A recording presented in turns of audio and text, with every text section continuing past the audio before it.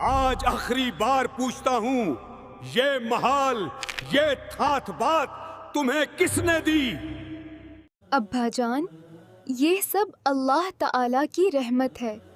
वही असली देने वाला है। रिवायत है कि बहुत पुराने जमाने में एक बड़ी और रौनकदार सल्तनत हुआ करती थी जिसका नाम था नूराबाद। उस सल्तनत के बादशाह थे सुल्तान सैफुद्दीन, ताकतवर, बहादुर और इंसाफ पसंद हाकिम। लेकिन उनकी सारी शानो शौकत के बावजूद उनकी दुनिया बस एक ही शख्स के इर्द गिर्द घूमती थी। उनकी इकलौती औलाद, उनकी लाडली बेटी शहजादी मरियम। सुल्तान अपनी बेटी से बेइंतहा मोहब्बत करते थे। उन्होंने मरियम को दुनिया की हर नेमत दी थी, कीमती जवाहरात, रेशमी लिबास, सोने चांदी के जेवर और संगे मरमर से बना शानदार महल। मरियम की ख्वाहिश उसके लबों पर आने से पहले ही पूरी कर दी जाती। लेकिन सुल्तान के दिल में एक बात हमेशा चुपती रहती थी। वो अक्सर मरियम से पूछते, बेटी, ये सब दौलत, ये शानो शौकत तुम्हें किसने दी?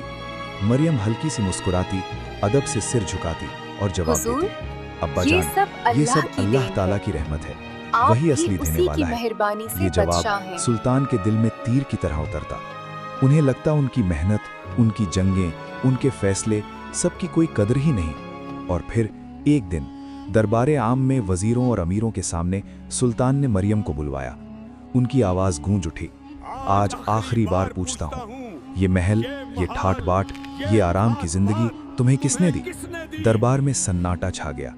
मरियम ने बिना घबराए कहा, हुजूर, ये सब अल्लाह की देन है, आप भी उसी की मेहरबानी से बादशाह हैं। वही असली देने यही वाला बात है। सुल्तान के सब्र का बांध तोड़ गई। अगर सब कुछ अल्लाह देता है, उन्होंने गुस्से में कहा, तो आज देखेंगे तुम्हारा रब तुम्हारे लिए क्या करता है। उन्होंने हुक्म दिया, महल के बाहर से जो पहला फकीर मिले उसे दरबार में लाया जाए और उसी से मरियम का निकाह कर दिया जाए। दरबार दहल उठा। थोड़ी देर बाद पहरेदार एक बूढ़े मैले कुचैले कपड़ों वाले आदमी को लेकर आए। लाठी के सहारे चलता हुआ, कमजोर, गरीब और बेबस। उसका नाम था हसन। उसी दिन सादा निकाह पढ़ा गया। न कोई जश्न, न रोशनी, न बाजे। और निकाह के बाद सुल्तान ने ऐलान कर दिया, आज से मरियम का इस महल से कोई रिश्ता नहीं। मरियम की आंखें भर आईं। उसने अपनी अम्मी को गले लगाया, अम्मी, फिक्र मत कीजिए, अल्लाह मेरे साथ है। और वो अपने शाही कपड़े और जेवर पीछे छोड़कर सिर्फ एक छोटी सी गठरी लेकर हसन के साथ महल से बाहर निकल गई। शहर के बाहर एक टूटी फूटी झोपड़ी, यही था हसन का घर। छत टपकती थी, दीवारें कच्ची थीं, अंदर अंधेरा था। मरियम की आंखों में पल भर के लिए आंसू आए, लेकिन उसने खुद को संभाल लिया। ये भी अल्लाह की दी हुई जगह है, उसने दिल में कहा। घर में खाने को कुछ नहीं था। मरियम ने चुपचाप अपनी उंगली से सोने की अंगूठी उतारी और हसन को दे दी। इसे बेच दीजिए, कुछ दिन का गुजारा हो जाएगा। हसन उसकी तरफ देखता रह गया। उसे यकीन ही नहीं हो रहा था कि एक शहजादी इतनी सब्र वाली हो सकती है। दिन बदले, हालात बदले। हसन मेहनत करने लगा।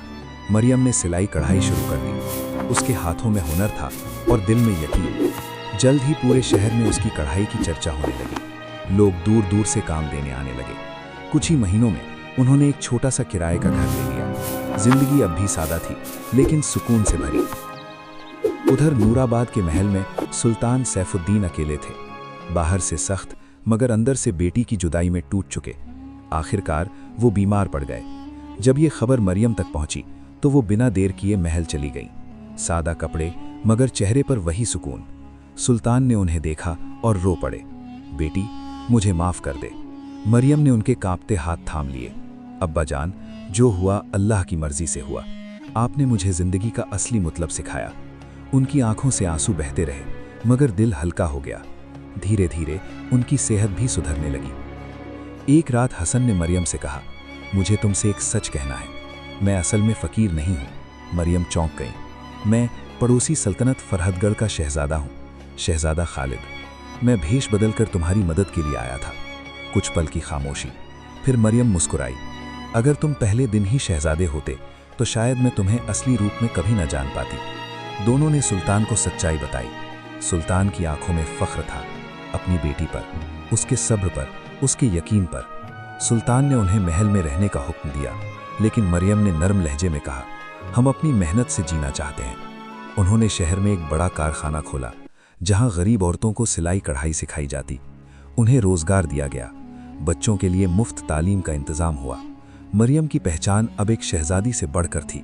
वो थी एक रहमत।